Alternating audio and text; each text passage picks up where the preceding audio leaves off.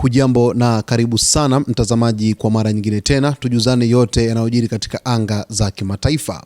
Irani imeruhusu wakaguzi wa shirika la kimataifa la nguvu za atomiki duniani IAEA kutembelea mtambo wake wa kuzalisha umeme wa nyuklia wa Bushehr wiki hii, hatua iliyotafsiriwa kama ishara ya ushirikiano na jumuiya ya kimataifa kuhusu shughuli zake za nyuklia. Hata hivyo, pamoja na kuruhusu ukaguzi huo, mamlaka za Iran bado hazijatoa taarifa kamili zinazohitajika kuthibitisha hali halisi na mahali ilipo hifadhi yao ya uranium iliyorutubishwa kwa kiwango cha juu, jambo linaloendelea kuzua wasiwasi mkubwa wa kimataifa.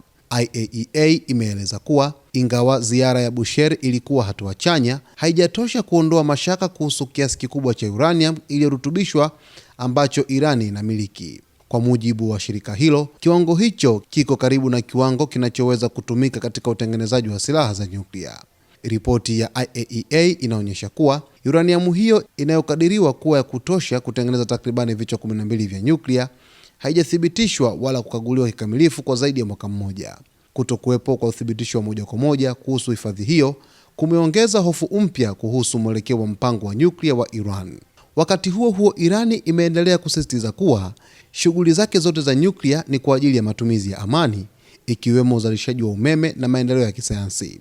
Hata hivyo, mataifa ya Magharibi yanaendelea kuitaka Iran kuongeza uwazi na ushirikiano wa wakaguzi wa kimataifa ili kuondoa mashaka kuhusu matumizi ya uranium iliyorutubishwa. Maendeleo hayo yanakuja wakati mvutano kuhusu mpango wa nyuklia wa Iran ukiendelea kuwa moja masuala nyeti zaidi katika siasa za kimataifa, huku jumuiya ya kimataifa ikifuatilia kwa karibu hatua za Tehran katika kushughulikia wasiwasi uliopo kuhusu hifadhi yake ya uranium.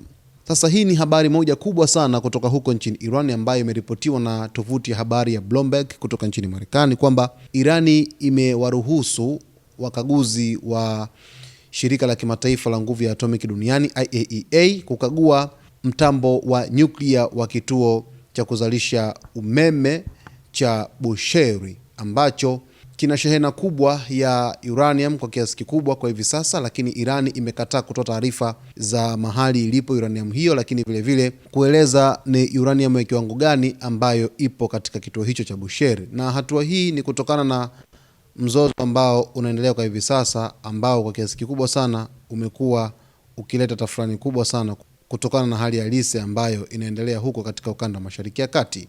Basi mtazamaji wetu wa Zone Media, kuna mambo mengi sana ambayo yanaendelea huko katika anga za kimataifa. Cha msingi ni kuweza kuwa karibu nasi wakati wote.